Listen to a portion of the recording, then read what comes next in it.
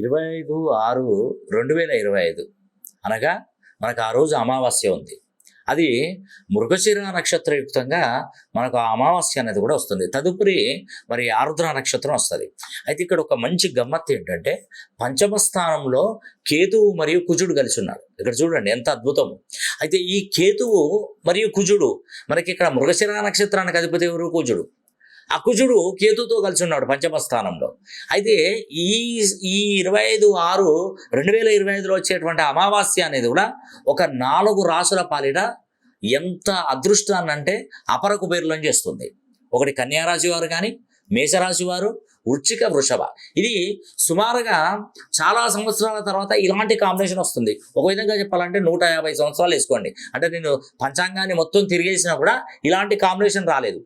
ఈ టైంలో మీరు చేయాల్సినటువంటి కార్యక్రమం ఏంటంటే మీకు దగ్గరలో శివాలయం కనుక ఉంటే ఒక 108 బిల్వపత్రాలు, అది లేని వాళ్ళు కేవలం ఒక 11 బిల్వపత్రాలు, బిల్వపత్రాలతో శివునికి బిల్వార్చన చేయించండి.